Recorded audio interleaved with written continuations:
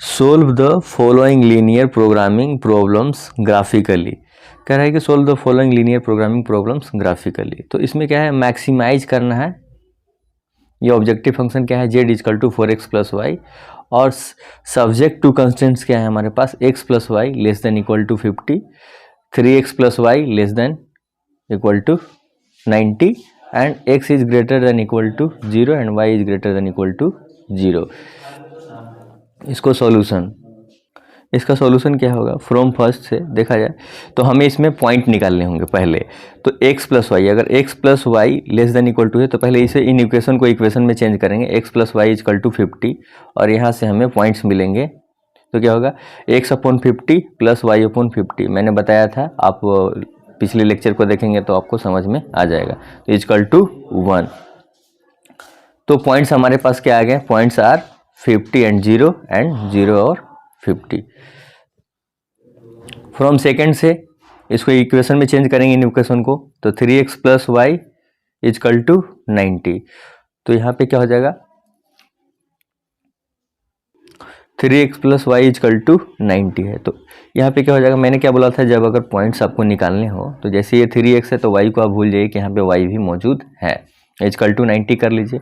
ये 3 इधर जाएगा, लेफ्ट हैंड से राइट हैंड साइड में जाएगा, तो ये मल्टीप्लिकेशन में इधर जाएगा तो डिवीजन में, यानी 90 अपॉन 3। अब हमें x का वैल्यू निकालना है, यानी क्या हो जाएगा, x का वैल्यू, इस पॉइंट को फिर इधर लाएंगे तो x अपॉन क्या होगा, 90 अपॉन 3 हो जाएगा। ये इधर मल्टीप्लिकेशन में, इधर कुछ नहीं, तो अगर मैं इंटू में 1 में बार बार बोला था लास्ट लेक्चर में, तो इंटू में 1 अगर लिख दे तो कोई दिक्कत, अगर ये इंटू में 1 है तो इधर आएगा तो फिर डिवीजन में हो जाएगा, तो x अपॉन 90 अपॉन 3 हो जाएगा। तो क्या हो जाएगा, हमें इससे पॉइंट्स मिल जाएंगे। y में भी सेम करेंगे हम, y का अगर वैल्यू निकालना होगा तो हमें x को हम भूल जाएंगे कि यहाँ पे x भी है, फिर y अपॉन 90 हो जाएगा इजकल टू 1। तो x upon 30 plus y upon 90 is equal to 1। So points are 30, 0 and 0, 90। तो हमारे पॉइंट्स निकल कर आए थे 50 और 0 एंड 0, 50 और 30, 0 एंड 0, 90। तो आपको इसे ग्राफ के थ्रू दिखाना है। तो मैंने, आप अगर ग्राफ बनाएंगे तो आपको एक स्क्वायर का जो वैल्यू है आपको मानना पड़ेगा कि हाँ, इतने से इतने स्क्वायर को मैं क्या मान रहा हूँ। तो मैं मान लिया हूँ, जैसे इतने डिस्टेंस को मैंने 10 मान लिया, फिर 20, 30, 40 एंड 50। इस तरह से सभी एक्स डैक्स के साइड में भी मैंने नेगेटिव वैल्यूज़ को भी मान लिया है, और वाई डैश के साइड भी और वाई साइड के साइड में भी मैंने 10, 10, 20, 30, 40, 50। अब हमें दिखाना है इसे, तो जैसे ये 50 और 0, अगर 50, 0 की बात की जाए तो क्या हम कहाँ पे होगा, ये 50 और 0 की वैल्यू, ये 50 एक्स एक्सिस का है, और यहाँ पे क्या हो गया, ये 50 और 0 का वैल्यू हो गया, यानी ये 50 एंड 0। आप इसको यहाँ पे लिख सकते हैं 50 एंड 0 एंड 0, 50। तो 0, 50 यानी x का वैल्यू 0 और y का वैल्यू 50। तो ये हो गया आपका 0 एंड 50 यहाँ पे। फिर 30 एंड 0, तो 30 एंड 0 यानी x का वैल्यू 30 एंड y का वैल्यू 0, यह हो गया आपका 30 और 0 एंड 0, 90। 0, 90 की बात की जाए, 0 और 90 कहाँ पे है, जैसे 0 और 90 मैंने यहाँ पे दर्शाया, और जैसे 50 और 0 और 0, 50 हमें एक लाइन से, यानी एक इक्वेशन से फाइंड आउट हुआ है, तो ये दोनों पॉइंट्स को हम मिलाएंगे, यानी 0, 50 एंड 50, 0 को मैंने यहाँ से इस लाइन से मिला दिया, यानी बाउंड्री लाइन खींच दिया। और 30, 0 एंड 0, 90, 30, 0 एंड 0, 90 को, ये दोनों पॉइंट को मिलाया, क्यों, क्योंकि ये हमें एक इक्वेशन से हमें ये दोनों वैल्यू मिले हैं। अब हमें इसमें दिया हुआ है, आप देखेंगे उसमें दिया हुआ है लेस देन इक्वल टू का वैल्यू दिया हुआ है, लेस देन इक्वल टू का साइन है, यानी लेस देन इक्वल टू का मतलब है कि जो भी वैल्यू होगा, आप अगर उसमें वैल्यू पुट करके देखेंगे, जैसे लेस देन इक्वल टू की बात की, जैसे x plus y less than equal to 50 है, तो आप अगर इसमें 0, x के जगह पे 0 और y के जगह पे 0 अगर डाल कर देखेंगे, यानी पुट करके देखेंगे, तो आप पाएंगे x प्लस वाई की जगह पे अगर x की जगह पे 0, y की जगह पे 0 पुट करके देखेंगे तो क्या इसको सेटिस्फाई कर रहा है नहीं कर रहा है। आप सभी इन इक्वेशन में ऐसा करके देख सकते हैं। सभी क्वेश्चन में x की जगह पे 0 रखेंगे तो 0 और y की जगह पे 0, तो 0 प्लस 0 क्या हो जाएगा, लेस देन 50 होगा कि नहीं होगा, बिल्कुल। तो ये सेटिस्फाई कर रहा है, यानी लेस देन 50 कर रहा है सेटिस्फाई। तो लेस देन 50 अगर कर रहा है तो ये सेटिस्फाई कर रहा है, यानी जो वैल्यू होगा, ये एरो जो है ये इन लीनियर प्रोग्रामिंग में यही ध्यान देना है हमें कि ये जो साइंस है, ये जो वैल्यू है किधर लाई होगा, ये एरो हमें किस डायरेक्शन में देना है। आपको ये देने आ जाएगा डायरेक्शन, समझ लीजिए आप 80% क्वेश्चन डील कर लिए। तो देखिए इसमें क्या है, जैसे कि 0 मैंने पुट किया था, क्या किया, वो सेटिस्फाई किया कि ये सही में कम है, तो कम है यानी अंदर की ओर जो भी वैल्यू आएगी वो किसके ओर आएगी। जैसे ये 090 है तो इसका अगर पॉइंट और कम चाहिए तो और आगे बढ़ेंगे, यानी इधर आगे बढ़ेंगे तो क्या होगा, वैल्यू ज़्यादा होगी। लेकिन हमें क्या है, घटना है, तो यानी अंदर की ओर आएंगे, यानी और अंदर की ओर आएंगे, यानी एरो किधर की ओर आएगा, इनसाइड की ओर। या मैं दूसरा ट्रिक बताता हूँ, अगर लेस देन, अगर जहाँ पे लेस देन का साइन हो, आप अंदर की ओर आप एरो दीजिएगा, ऑरिजिन के साइड की ओर, ऑरिजिन के साइड की ओर एरो देंगे। अगर ग्रेटर देन रहेगा साइन, अगर ग्रेटर देन साइन रहेगा इनइक्वलिटीज में, तो आप बाहर की ओर साइन देंगे, बाहर की ओर एरो देंगे। तो यहाँ पे दोनों में लेस देन का साइन है, तो आप इसमें दोनों, और दोनों के जो दोनों लाइंस होंगे, यानी दोनों लाइंस होंगे, उसके जो कॉमन वैल्यूज होंगे आपको देखना है। और नॉन नेगेटिव कंस्टेंट्स को भी आपको क्या करना है, दिखाना है। तो x is greater than equal to 0, यानी क्या, ये क्या हो गया, y axis, x is greater than equal to, तो y एक्सिस के parallel, and y is greater than equal to 0, यानी x एक्सिस के पैरेलल। यानी y इक्वल टू 0 का मैंने बताया था आपको, और x इक्वल टू 0 का बताया था। तो आप इस तरह था कि जो भी कॉमन्स होंगे, यानी जो कॉमन्स पॉइंट होंगे, हमें उसी को क्या करना है, फिजिबल रीजन बनाना है। तो जैसे इसका ये जो 0 और 90 एंड 30 और 0 का जो मैंने लाइन खींचा, इसको एरो दिया, और 0 50 एंड 50 0 का जो मैंने एरो दिया, तो ये दोनों का जो कॉमन्स पॉइंट जहाँ पे मिलेंगे ना, वो फिजिबल रीजन होगा। तो आप देखिए, ये जैसे ये एरो मैंने दे रहा था, तो जैसे इसका वैल्यू अगर ये मैं ले लूँ तो क्या इसका कॉमन आ रहा है, इसमें नहीं आ रहा है। क्यों, क्योंकि ये तो लाइन यहाँ से स्टार्ट हो रही है। इसमें अगर मैं दे दूँ तो क्या इसका कॉमन पॉइंट आ रहा है, इसका आ रहा है, लेकिन इसका नहीं आ रहा है। क्यों, क्योंकि इसका एरो तो यहाँ से स्टार्ट हो रहा है। लेकिन दोनों लाइंस का जो कॉमन वैल्यूज होंगे वही फिजिबल रीजन को बनाएगा। तो देखिए ये कहीं ना कहीं ये जो रीजन बना, ये जो बाउंडेड पॉइंट्स के थ्रू, कॉर्नर पॉइंट्स के थ्रू, ये क्या है, कॉर्नर पॉइंट्स के थ्रू जो रीजन बना, ये आपका हो गया फिजिबल रीजन। तो जैसे, और फिजिबल रीजन के लिए ये कॉर्नर पॉइंट हमें निकालना पड़ेगा। क्यों, क्योंकि ये अननोन पॉइंट हो, कि जो ऑब्जेक्टिव फंक्शन है वो मैक्सिमाइज किस पॉइंट पे हो रहा है, किस कॉर्नर पॉइंट पे हो रहा है। तो ये कॉर्नर पॉइंट का होना बहुत जरूरी है। तो ये हमें फाइंड आउट करेंगे। तो ये फाइंड आउट हम लोग कैसे करेंगे, जैसे दो इक्वेशन है, जैसे आप देख सकते हैं यहाँ पे दो इक्वेशन है, 3x plus y is equal to 90 and x plus y, ये क्या है, x plus y is equal to 50 and 3x plus y is equal to 90। इसको सोल्व करेंगे, इसको सब्सट्रैक्ट करेंगे तो क्या होगा, साइन चेंज करेंगे तो y से y cancel out, 3x minus x is equal to 2x and 90 minus 50 is equal to 40। तो क्या मिला, x is equal to 40, 2x is equal to 40 हुआ, x इजकल टू 20। फिर यहाँ से y का वैल्यू निकल जाएगा, तो y is equal to 50 minus x, तो हमें क्या मिल जाएगा, इजकल टू 50 माइनस 20, यानी हमें 30 मिल गया। यानी हमें x और y का, यानी x इजकल टू 20 और y is equal to x is equal to 20 and y is equal to 30 हमें कॉर्नर पॉइंट मिल गया। और हमें ऑब्जेक्टिव फंक्शन का वैल्यू किस पॉइंट पे, किस कॉर्नर पॉइंट पे हमें क्या हो रहा है, फिजिबल रीजन का किस कॉर्नर पॉइंट पे क्या हो रहा है, मैक्सिमम हो रहा है, तो वो हमें निकालना बहुत जरूरी है। तो maximize z is equal to 4x plus y at, हम जो भी कॉर्नर पॉइंट्स हैं उसको पुट करके देखेंगे। जैसे हमारे पास कॉर्नर पॉइंट यहाँ पे हैं 0 एंड 50, फिर क्या है 30 एंड 0। जो फिजिबल रीजन जिस पॉइंट्स, कॉर्नर पॉइंट से मिलकर बना है, जिससे घिरा हुआ है, जिससे बाउंडेड है, उसको उसी कॉर्नर पॉइंट को रखेंगे।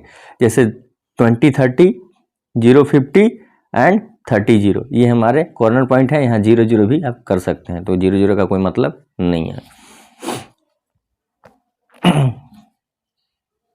तो आप 30 कॉर्नर पॉइंट को आप यहाँ पे पुट करेंगे तो आप देखेंगे कि हमें क्या मिल रहा है, वहाँ पे मैक्सिमम वैल्यू मिल रहा है। नेक्स्ट क्वेश्चन देखते हैं। A diet is to contain at least 400।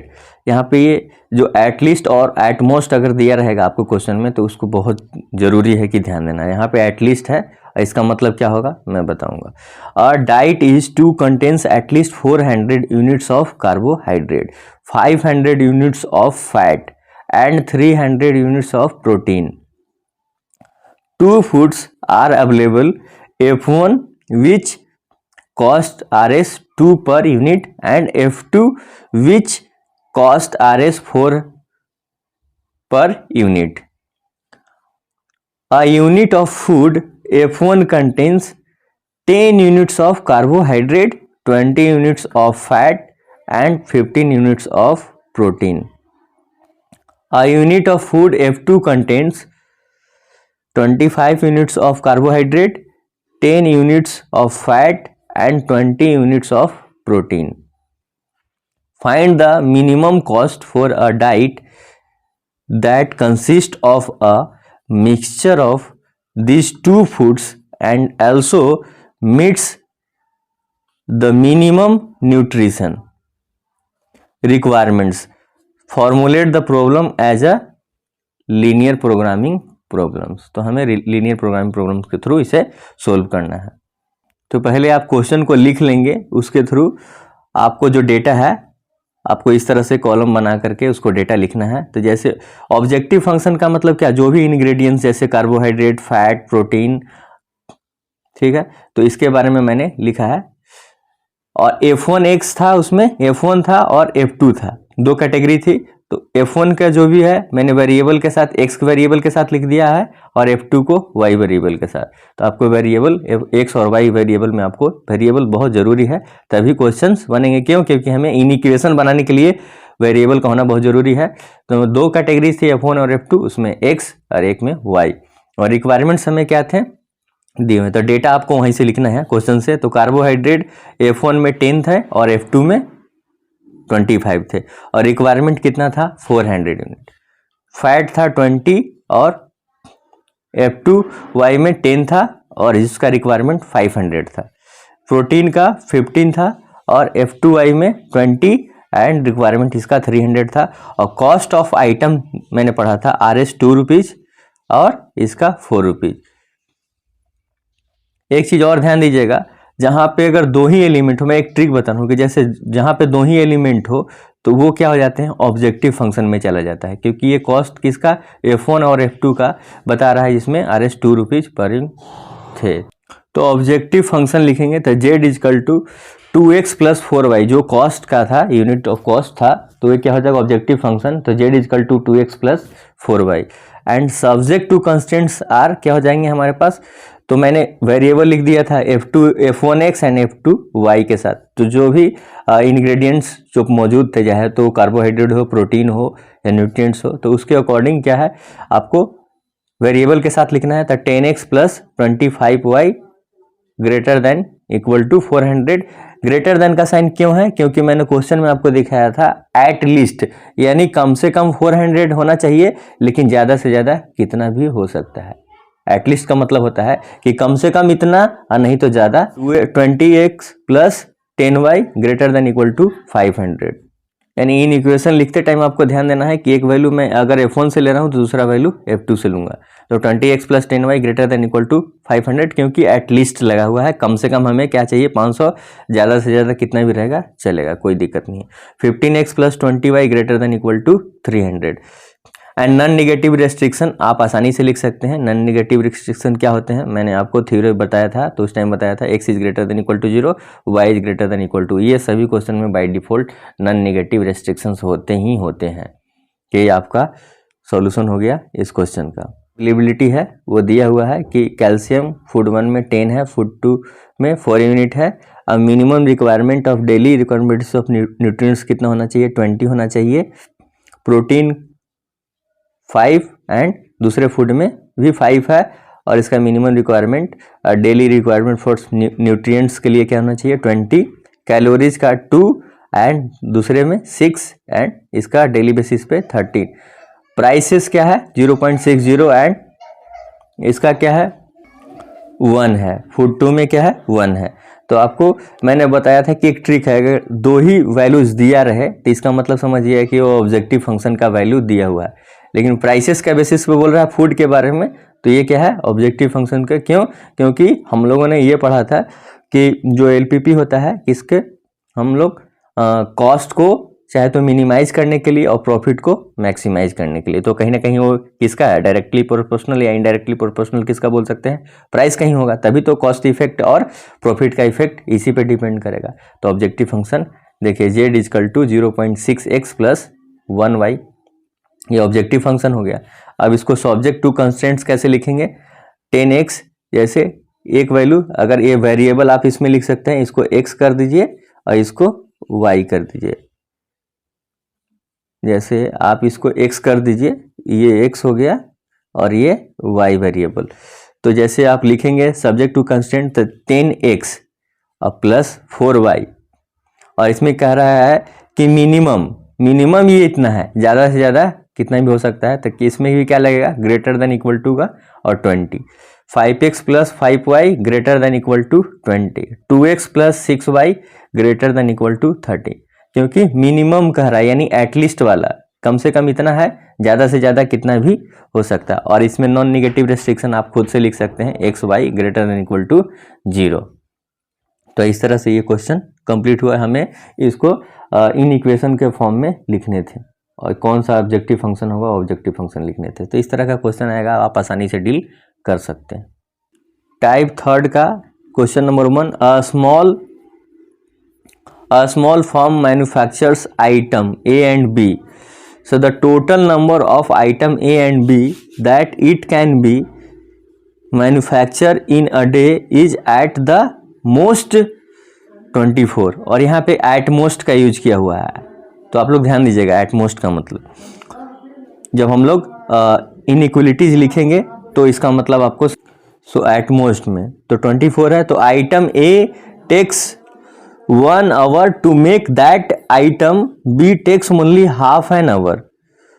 The maximum time available per day is 16 hours. So if the profit of 1 unit of item AB Rs 300 and 1 unit of item BB Rs 160, how many of each type of item be produced to maximize the profit and solve it graphically, और हमें graphically solve करना है। जैसे question में दिया है ए उसी चीज़ को 1 घंटे में प्रोड्यूस करता है, लेकिन बी उसी चीज़ को हाफ एन आवर में प्रोड्यूस करता है, और यहाँ पे एट मोस्ट का यूज हुआ है, यानी ज़्यादा से ज़्यादा इतना होगा लेकिन इससे ज़्यादा नहीं होगा। तो आपको एट मोस्ट का ये शब्द का एटलीस्ट और एट मोस्ट आपको क्वेश्चन में बिल्कुल ध्यान देना है, मिनिमम और मैक्सिमम ये चीज़ों को भी ध्यान देना है। तो solution let item A is equal to x unit मान लेते हैं क्योंकि दिया नहीं है, and item B is equal to मान लेते हैं y unit. Now x plus y क्या हो जाएगा, एटमोस्ट की बात कहा है 24, तो लेस देन इक्वल टू 24, यानी ज़्यादा से ज़्यादा 24 ही बना सकता है। तो क्या हो जाएगा, यानी x plus y greater than equal x plus y less than equal to 24। क्यों? क्योंकि एटमोस्ट का है, तो आपको ध्यान देना है। एटलीस्ट रहता तो यहाँ पे कहा जाता है x plus y greater than equal to 20, क्योंकि ये इतना मिनिमम है, इससे ज़्यादा कितना भी बना सकता है, लेकिन ये क्या है, ये मैक्सिमम हो गया, यानी इससे ज़्यादा हम नहीं बना सकते। तो x plus y less than equal to 24, so x plus y by 2 less than equal to 16। तो इसको आप इन इक्वेशन को आप इक्वेशन में चेंज कीजिए, तो एक्स अपॉन 16 हो जाएगा और प्लस वाई अपॉन क्या हो जाएगा, ये 16 इंटू 2 हो जाएगा 32 इजकल टू 1। अब हम फ्रॉम फर्स्ट से हम पॉइंट निकालेंगे, तो x upon 24 y upon 24 is equal to 1 हो जाएगा इक्वेशन में। तो 24 और 0 और 24 पॉइंट्स हो जाएंगे। फ्रॉम सेकेंड से पॉइंट्स आर 16 0 एंड 0 32।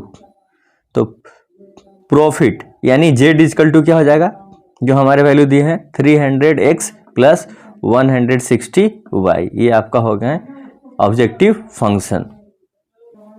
तो पॉइंट्स थे हमारे फर्स्ट इक्वेशन के 16 और 0 एंड 032। तो इस दोनों पॉइंट को हम मिलाएंगे। और दूसरे इक्वेशन से पॉइंट थे 24 0 एंड 024। तो हम लोगों ने ये पॉइंट्स को भी मिला लिया। तो आप देख सकते हैं।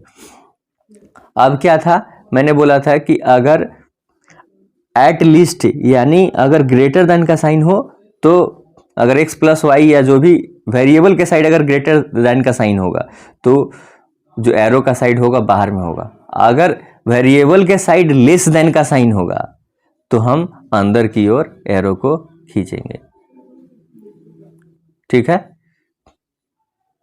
आप इसमें देख सकते हैं जो भी है वेरिएबल के साइड लेस देन का साइन है। क्यों? क्योंकि 24 मैक्सिमम है, तो लेस देन का साइन है तो इसमें एरो अंदर की ओर साइड में होगा, इसमें भी दोनों में तो अंदर की ओर साइड होगा। तो जो हमारे पॉइंट्स यानी ये एरो अगर आएंगे, अगर यहाँ पे कॉमन होगा तो इस लाइन के लिए पॉइंट्स तो कॉमन होंगे नहीं। यहाँ पे अगर बनाते हैं तो ये यहाँ से एरो स्टार्ट हो रहा है तो देखेंगे, और ये यहाँ से स्टार्ट हो रहा है तो ये यहाँ से स्टार्ट हो रहा है क्या, तो इसमें अगर इसको हम कलर करते हैं फिजिबल रीजन के लिए तो इसमें तो कॉमन पॉइंट आएंगे नहीं। तो आप देखिए इसको अगर अंदर की ओर ऐसे ऐसे खींच रहे हैं तो आप देख सकते हैं कि इस लाइन से भी ऐसे ऐसे खींचेंगे तो कहीं ना कहीं ये एरिया में ही कॉमन पॉइंट होंगे जो कि फिजिबल रीजन होगा यानी शेडेड एरिया। तो इस पॉइंट को आपको एरो ज़्यादा नहीं देना है, एरो में समझने के लिए हम लोग देते हैं कि इसका जो वैल्यूज होगा इनसाइड की ओर होगा या आउटसाइड की ओर होगा। आप 1 2 दे करके भी समझ सकते हैं। और जो नॉन नेगेटिव रेस्ट्रिक्शंस हैं यानी x is greater than equal to 0, तो इसका भी आप दे सकते हैं क्योंकि इसका भी वैल्यू यहाँ पे कॉमन होगा और इसके लिए भी दोनों लाइन का, यानी ये हमारा फिजिबल रीजन बना जो कि दोनों लाइन का कॉमन पॉइंट मिनिमम बन सकता है। और जो हमें कॉर्नर पॉइंट नहीं मालूम है जहाँ पे इंटरसेक्ट होंगे दो लाइन, तो हमें क्या करना पड़ेगा, उसको इक्वेशन को सोल्व करके कॉर्नर पॉइंट निकालना पड़ेगा। जैसे कॉर्नर पॉइंट Q था तो वहाँ पे सोल्व करेंगे दोनों इक्वेशन को, x plus y is equal to 24 है इक्वेशन एक, और एक है x plus y by 2 is equal to 16। इनको सोल्व करेंगे यानी सब्सट्रैक्ट करेंगे तो क्या होगा, x माइनस हो जाएगा, ये y माइनस वाई बाई 2 क्या हो जाएगा, साइन चेंज करते हैं सब्सट्रैक्शन में तो क्या हो जाएगा y बाई 2, और 24 माइनस 16 क्या हो जाएगा 8 हो जाएगा। तो y का वैल्यू 16 हो गया और x का वैल्यू कितना हो गया 8, इसमें पुट करेंगे तो 16 हो गया, ये y का वैल्यू कितना हो जाएगा, ये 16 इधर जाएगा तो y का वैल्यू 8 हो गया, यानी Q पॉइंट हमें मिल गया 8 एंड 16।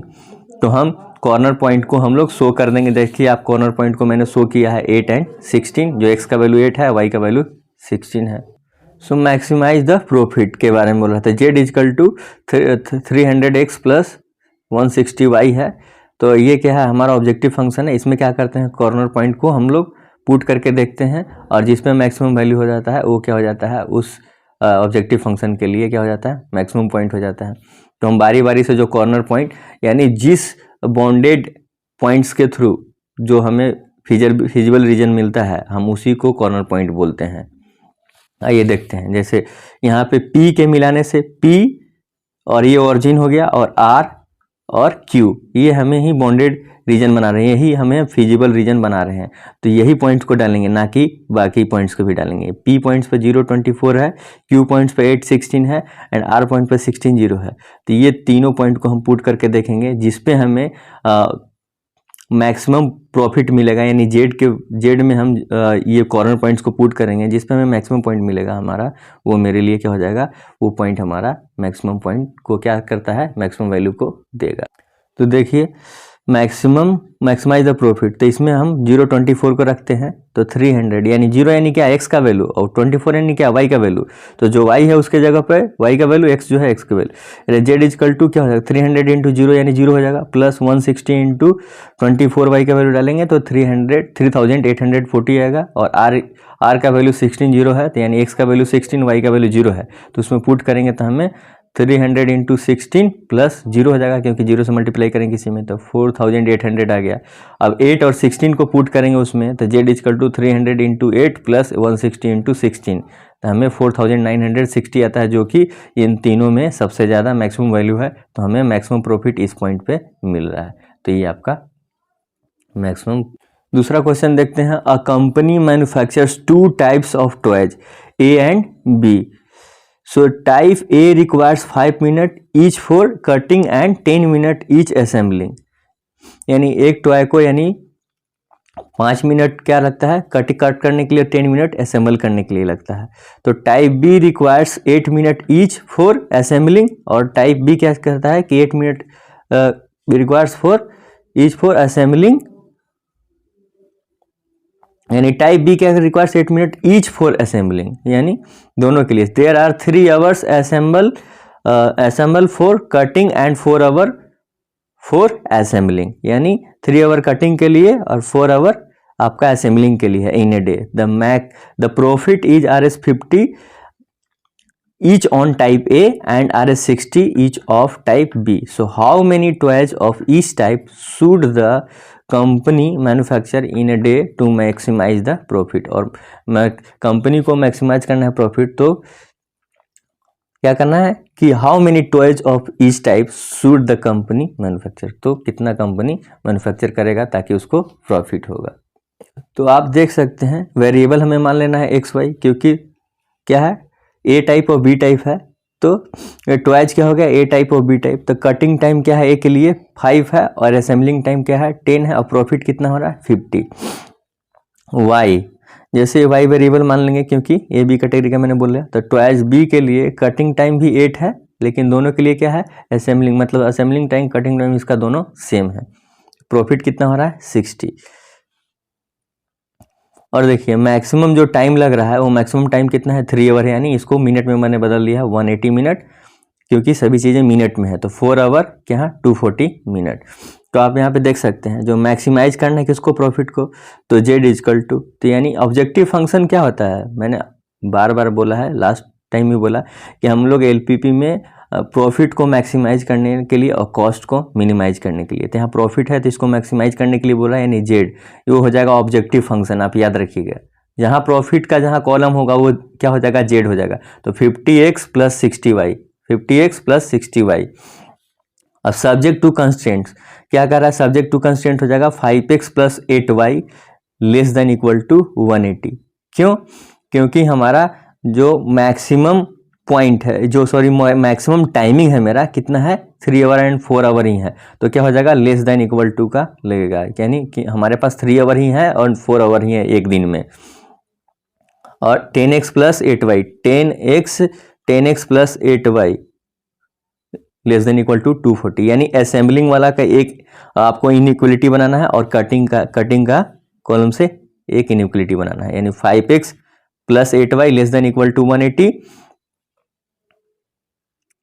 एंड ये होगा 10x plus 8y less than equal to 240। और आपको नॉन निगेटिव रेस्ट्रिक्शंस क्या होंगे, x y greater than equal to 0। Question में एक चीज देखिएगा, ये जो होना चाहिए था इस कॉलम में होना चाहिए था, और ये जो वैल्यू होना चाहिए था इस कॉलम में होना चाहिए था, तो बाय मिस्टेक मैंने लिख दिया है, तो आप लोग इसको सुधार लीजिएगा। ये इस कॉलम में होगा तभी तो 5x plus 8y less than equal to 180, और ये जो कॉलम में लिखा हुआ आपको इसमें लिखना है 10x plus 8y less than equal to 240। तो 5x plus 8y equal to 180, ये इक्वेशन फर्स्ट हो गया। और इसको हम वैल्यूज कैसे निकालते हैं, x upon 180 upon 5 plus y upon 180 upon 8, क्योंकि अगर x का वैल्यू निकालना है तो y को आप भूल जाइए और फिर इधर इंटू 1 करके आप करेंगे, तो क्या हो जाएगा ये 180 इधर मल्टीप्लीकेशन में है तो डिवीजन में, ये 5 इधर था तो इधर भी गया था, तब जाके 180 अपॉन 5 हुआ। तो x upon 36 plus y upon 22.5 equal to 1, तो हमें पॉइंट्स मिल गए 36 0 एंड 0 22.5। तो 10x plus 8y equal to 240, ये हो गया आपका इक्वेशन सेकेंड। इससे हमें पॉइंट्स निकालना है, तो क्या करेंगे, हम क्या बोलते थे कि आप y को भूल जाइए कि यहाँ पे y भी है। अब ये 10x है तो x इक्वल टू वैल्यू निकालना है, तो ये 10 इधर जाएगा तो इधर डिवाइड करेगा, तो ये क्या हो जाएगा डिवाइड होगा। अब इंटू आप 1 यहाँ आप खुद से लगा दीजिए, अगर 1 लगा देंगे तो कोई दिक्कत नहीं है। तो अब फिर हमें x ये जो इधर राइट हैंड साइड में जो वैल्यूज हैं उसको आप नीचे लाइए x के नीचे, क्योंकि x का इंटरसेप्ट निकालना है हमें। तो x अपॉन क्या हो जाएगा 240 अपॉन 10 होगा, क्योंकि 10 इधर चला गया था, तो 10 प्लस फिर y के साथ भी वैसा ही करना है, x को आप भूल जाइए कि x यहाँ पे है, तो 8 कहाँ जाएगा नीचे जाएगा यानी डिवीजन में जाएगा, तो y इक्वल टू 240 अपॉन 8 और फिर आप डिवाइड करेंगे तो क्या हो जाएगा, हमें वैल्यू x/24 हो जाएगा, 0 से 0 कैंसिल आउट, और ये 30 हो जाएगा, यानी y/30 इक्वल टू 1। तो हमें पॉइंट्स मिल गए 24, 0 एंड 0, 30। तो इस तरह से मैं बेसिक लेवल से बता रहा हूँ, इसलिए ताकि आपको आसानी से चीज़ें समझ में आए। और जो हमें वैल्यूज मिले पॉइंट्स, उसको क्या करना है, हमें ग्राफ में दिखाना है। तो 24, 0 एंड हमारा जो पॉइंट है 0, 30, तो ये दोनों को हम मिला दिए, ये एक लाइन खींच दिए, और मेरे पास पॉइंट थे 0 यानी x का वैल्यू 0 और y का वैल्यू 22.5 एंड 36, 0। तो इन दोनों को भी मिला दिया मैंने। आप लोग ग्राफ में बनाइएगा तो आप लोग डिस्टेंस खुद से स्क्वायर के रूप में मान लीजिएगा कि हाँ मैंने इतना माना है। मैं तो ये बिना ग्राफ का बना रहा हूँ, तो ऐसे बना रहा हूँ।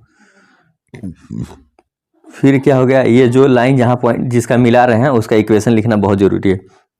ये 5x + 8y = 180 का लाइन है, और ये जो लाइन था, ये जो लाइन है 10x + 8y = 240 का लाइन है। अब हमें इसमें क्या चीज़ का साइन है ये हमें देखना है। तो यहाँ पे हमें साइन हमें मिला है, तो आप इनइक्वलिटीज लिखे होंगे तो आप देखे होंगे उसमें लेस देन इक्वल टू का साइन है। तो मैं हमेशा बोलते आया हूँ कि जब लेस देन इक्वल टू का साइन हो तो जो एरो होगा वो इनसाइड की ओर होगा, और अगर ग्रेटर देन इक्वल टू का साइन हो वेरिएबल के साइड, तो आप इसको आउटसाइड में एरो को देखें। तो यहाँ लेस देन इक्वल टू का साइन है, यानी ये इनसाइड की ओर होगा। और जो हमें ये जो एरो आप मन में भी देख सकते हैं कर करके या इनविजिबली, तो क्या हो जाएगा, ये जो रीजन है, जो एरो है, यहाँ पे सब एरो क्या होंगे, एक दूसरे को कोलैप्स करेंगे। तो ये मेरा जो हो जाएगा वो फिजिबल रीजन हो जाएगा। और जो पॉइंट्स यानी जो लाइन इंटरसेक्ट करके पॉइंट हमें मिल रहा है P पॉइंट, तो ये हम फाइंड आउट करेंगे। क्यों? क्योंकि फिजिबल रीजन का ये पॉइंट, कॉर्नर पॉइंट हमें फाइंड आउट करना जरूरी है। क्यों? क्योंकि हम अगर प्रॉफिट की बात किया जाए, अगर मैक्सिमाइज या मिनिमाइज करने की बात की जाए, तो उसमें हमें कॉर्नर पॉइंट पुट करके देखना है कि किस पॉइंट के लिए, किस वैल्यू के लिए जो हमारा जेड का वैल्यू है, यानी ऑब्जेक्टिव वैल्यू, ऑब्जेक्टिव फंक्शन का जो वैल्यू है वो मैक्सिमम हो रहा है या मिनिमम हो रहा है। जो क्वेश्चन में कह रहा है आप उसको कीजिए। अगर मैक्सिमम कह रहा है तो मैक्सिमम निकलेगा, मिनिमम कह रहा है तो मिनिमम निकलेगा। तो देखिए Z = 50x + 60y eight P 12 and 15, ये कैसे निकला? देखिए मैंने बोला कि जो भी अगर लाइन इंटरसेक्ट कर रहे हैं एक दूसरे को, तो आप एक दोनों को सबस्ट्रैक्ट करके देखिए। और अगर सबस्ट्रैक्ट नहीं हो रहा है आसानी से, अगर कट नहीं रहा है, एक वेरिएबल को तो काटना पड़ेगा, तो आप हमें क्या करेंगे, आप बैलेंस करके भी कट कर सकते हैं। तो सबस्ट्रैक्ट किया तो 8y से 8y cancel out, 10x - 5y यानी 5x, यहाँ पे 80 आ गया। तो x = आ गया आपका, सॉरी 60 आ गया। तो x = 12 एंड y = 15 हमें फाइंड आउट हुआ इस इक्वेशन से। तो एट P = जो भी कॉर्नर पॉइंट है जिससे फिजिबल रीजन बाउंडेड है, उसी पॉइंट को हमें लिखना है। ऐसा नहीं है कि सभी पॉइंट को, जिस बाउंडेड एरिया यानी जिस कॉर्नर पॉइंट से जो बाउंडेड एरिया यानी फिजिबल रीजन बनेगा, उसी पॉइंट्स को हमें रखना है कॉर्नर पॉइंट को। एट P = 12, 15, 24, 0 एंड 36, 0 पे देखेंगे। तो z = ये x का वैल्यू है, y का 15 × 12 + 16 × 50 = 1500 आया। आप 24 और 0 का रखेंगे, यानी x का वैल्यू 24, y का वैल्यू 0 है, तो हमें 1200 वैल्यू मिल रहा है। z = 50x + 60y में रख रहे हैं वैल्यू। यहाँ पे आप लिख सकते हैं z = 50x + 60y में ये वैल्यू को आप रख सकते हैं। x के जगह पे जो x का वैल्यू है वो, और y का वैल्यू y।